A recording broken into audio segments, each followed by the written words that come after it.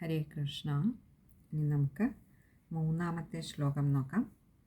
ഈ ഒരു ശ്ലോകത്തിൽ നമ്മൾ തൊട്ട് മുൻപുള്ള ശ്ലോകത്തിൽ നരസിംഹാവതാരമാണ് കണ്ടത്. ഭഗവാൻ അവതരിച്ചു എന്നാണ് പറഞ്ഞത്. ഇനിയും ആ നരസിംഹമൂർത്തിയുടെ ഒരു വർണ്ണനയാണ്. ആ രൂപം എങ്ങനെയായിരുന്നു, ആ ഭാവം എങ്ങനെയായിരുന്നു എന്നാണ് ഈ ഒരു ശ്ലോകത്തിൽ വർണ്ണിക്കുന്നത്. നമുക്ക് നോക്കാം.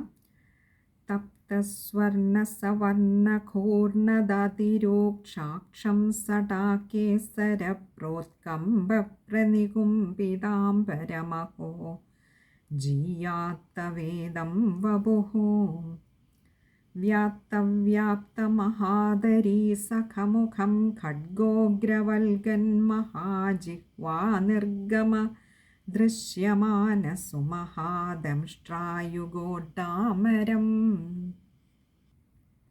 ഇവിടെ പറയുകയാണ്, തപ്തസ്വർണസവർണഘൂർണദതിരോക്ഷാക്ഷം. ഇവിടെ കുറച്ച് വലിയ പദമാണ്. തപ്തസ്വർണസവർണ. തപ്ത എന്ന് പറഞ്ഞാൽ തപിപ്പിച്ചത്, ചൂടാക്കിയ. സ്വർണം ചൂടാക്കി ഉരുക്കിയാൽ അതിൻ്റെ ഒരു നിറം എന്തായിരിക്കുമോ, സവർണ, അങ്ങനെയുള്ള നിറത്തോടു കൂടിയ.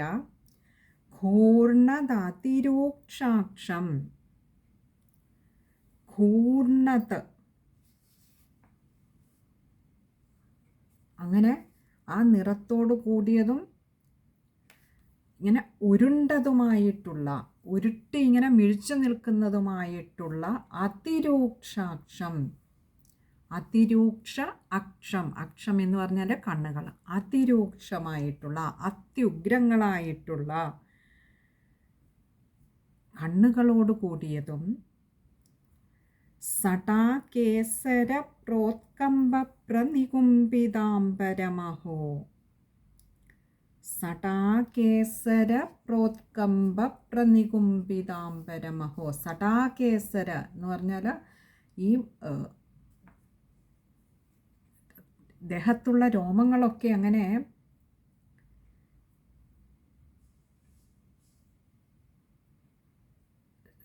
നമ്മൾ ജഡ കെട്ടിയതെന്ന് പറയില്ലേ, അത്രയും കനമുള്ളതായിട്ടുള്ള, തിങ്ങി ഇടതൂർന്ന് നിൽക്കുന്നതായിട്ടുള്ള രോമങ്ങൾ. അതെങ്ങനെയാ?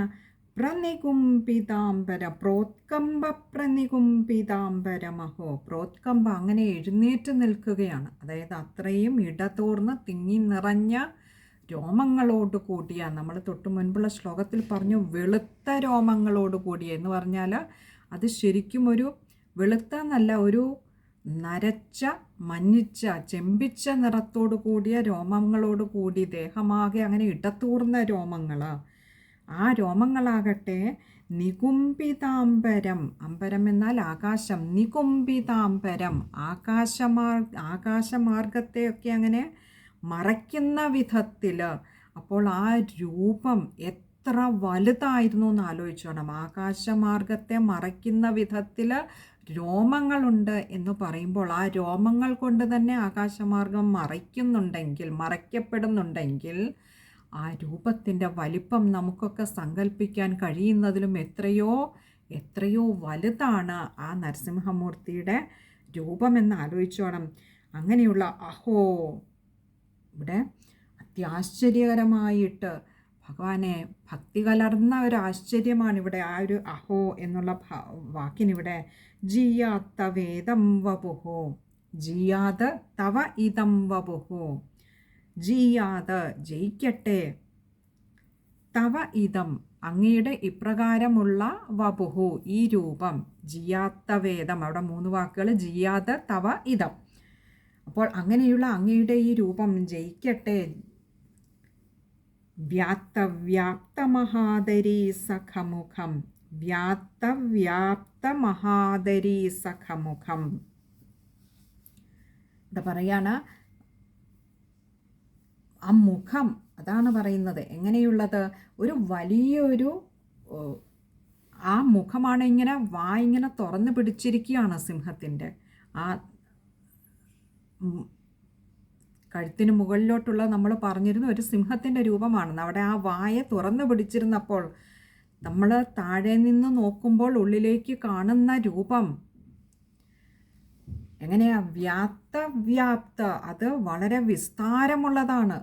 പിന്നെയോ ഉള്ളിലേക്ക് നോക്കിയാൽ മഹാദരീ സഖമുഖം, വലിയൊരു ഗുഹയ്ക്ക് സദൃശമായി തോന്നുന്ന വിധത്തിലുള്ള വായ, അത്രയും വലിപ്പമുള്ള വലിയൊരു ഗുഹയിലേക്ക് നോക്കുന്ന പോലെയാണ് ആ നരസിംഹമൂർത്തിയുടെ വായിലേക്ക് നോക്കിയാൽ. അങ്ങനെയുള്ള തുറന്ന വായോടുകൂടിയ മുഖം.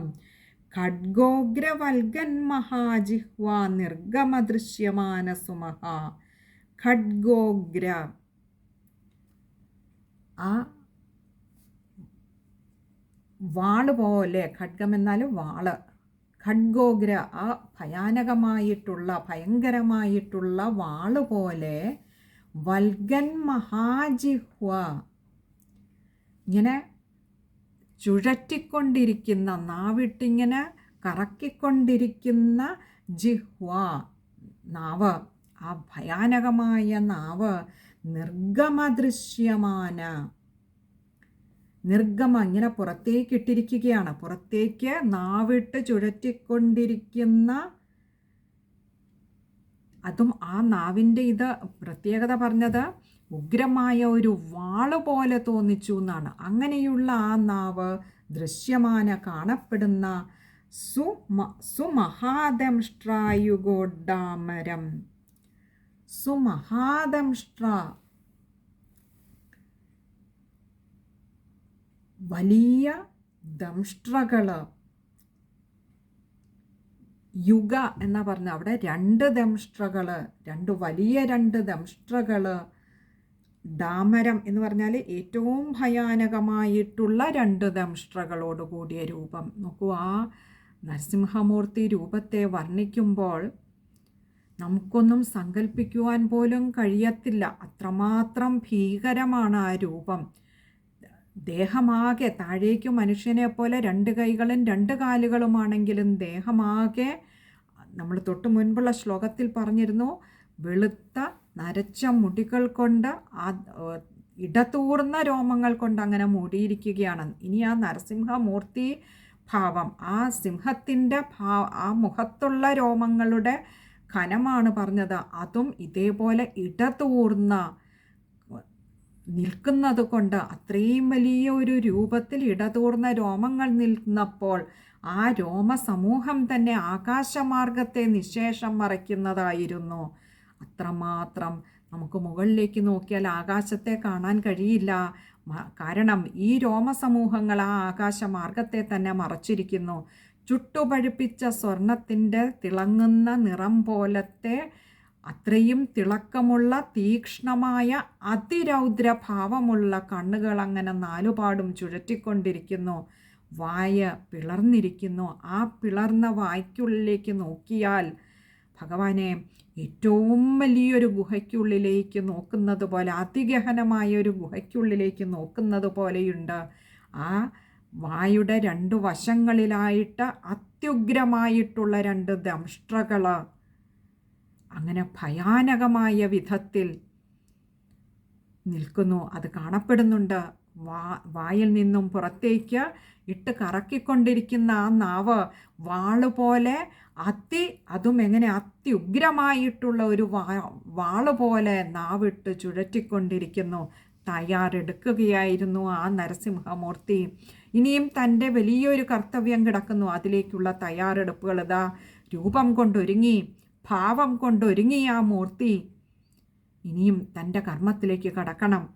ഇവിടെ ഇത്രയും വർണ്ണിച്ചത് വളരെ ചെറിയൊരു വർണ്ണനയാണെങ്കിൽ പോലും ഒരൊറ്റ ശ്ലോകത്തിൽ ആ നരസിംഹമൂർത്തിയുടെ പ്രത്യേകിച്ചും കഴുത്തിന് മുകളിലോട്ടുള്ള ആ ഭാവത്തെ ശ്രീ മേൽപ്പത്തൂർ നാരായണ ഭട്ടതിരിപ്പാട് വർണ്ണിച്ചുവെങ്കിലും ആ ഭീകരത ശരിക്കും മനസ്സിലാകുന്ന വിധത്തിൽ തന്നെയാണ് ഓരോ വായനക്കാരനും ആ രൂപത്തെ ശരിക്ക് കൺമുൻപിൽ കാണാവുന്ന വിധത്തിൽ തന്നെയാണ് ആ രൂപത്തെ വർണ്ണിച്ചിരിക്കുന്ന. ആ ചെമ്പൻ മുടികൾ ഇളകിയാടുകയാണ് ആ ക്രോധഭാവം കൊണ്ട്, ദേഷ്യം കൊണ്ട്.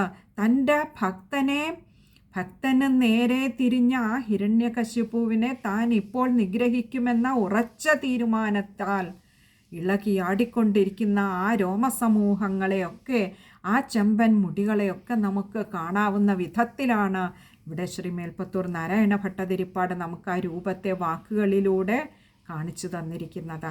ഇനി നമുക്ക് ആ ശ്ലോകം ഒന്നുകൂടി നോക്കാം.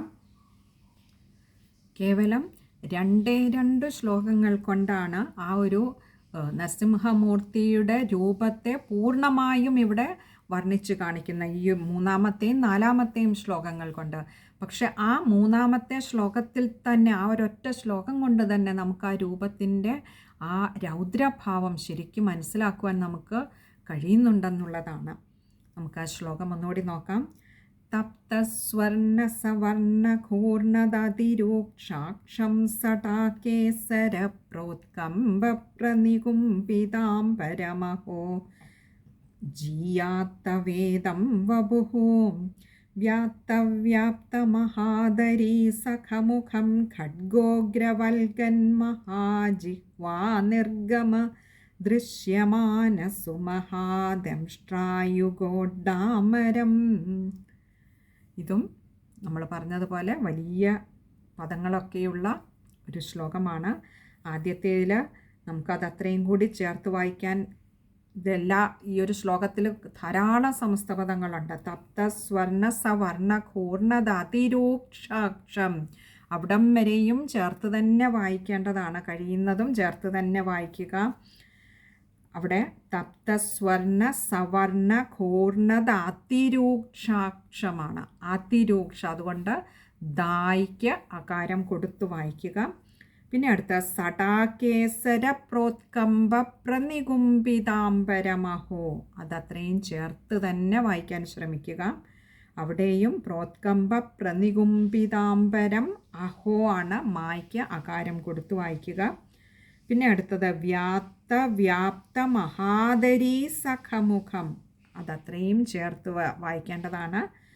പിന്നെ ഖഡ്ഗോഗ്രവൽഗന്മഹാജിഹ്വാ നിർഗമദൃശ്യമാനസുമഹ, അതത്രയും ചേർക്കേണ്ടതാണ്. എത്രമാത്രം കഴിയും, പ്രത്യേകിച്ചും പുതിയതായിട്ട് വായിക്കുന്നവർക്കെന്നറിയില്ല, എങ്കിലും ശ്രമിക്കുക.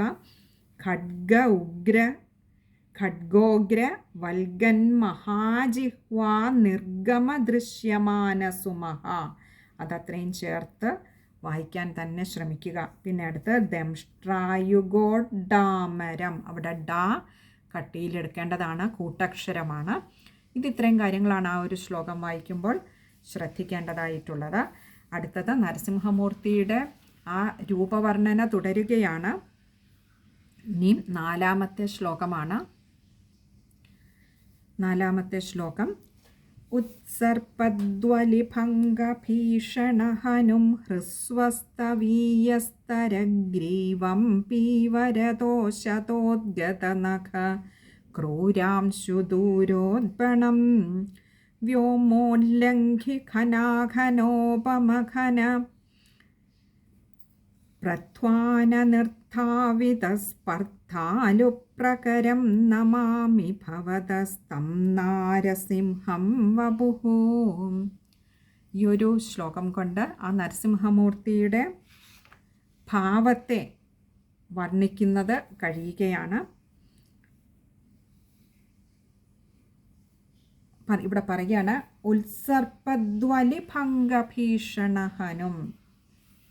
ഉത്സർപ്പത, മുകളിലേക്ക് ഉയർന്നു നിൽക്കുന്ന, ഉത്സർപ്പദ്വലിഭംഗഭീഷണഹനു, മേൽപോട്ട് ഉയർന്നു നിൽക്കുന്ന ആ രോമങ്ങളുടെ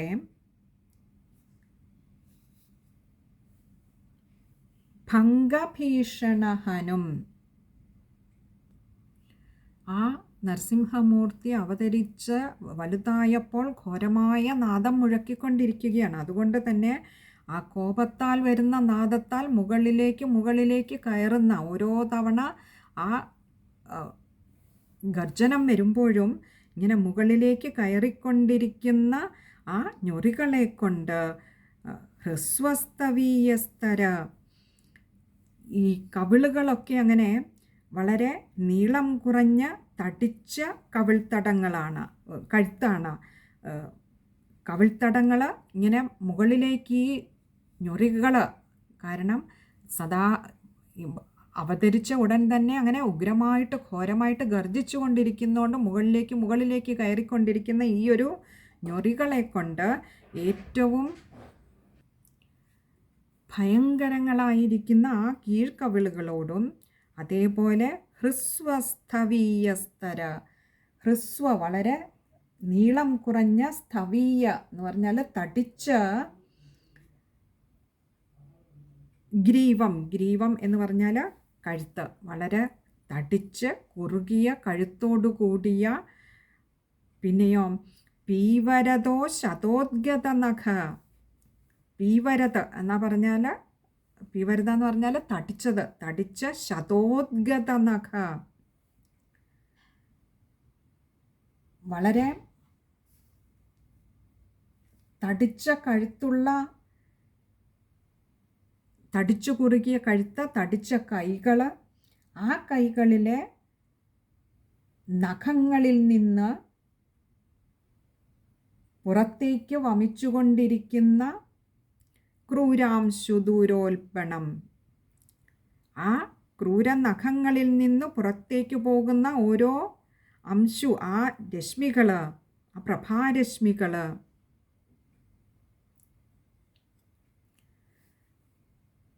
ആ പ്രഭാരശ്മികൾ പോലും ഉൽബണം എന്ന് പറഞ്ഞാൽ അത്രയും ഭയാനകമായിട്ടുള്ളവയാണ്. വ്യോമോല്ലംഘി ഖനാഖനോപമഖന,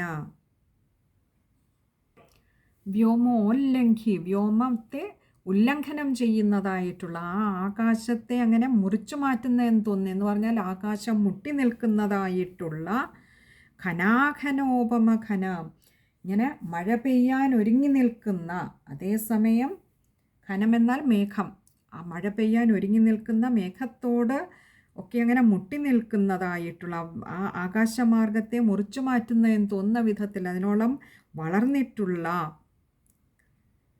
ഉപമഖന എന്ന് പറഞ്ഞാൽ ഇവിടെ അതിന് തുല്യമായിട്ടുള്ള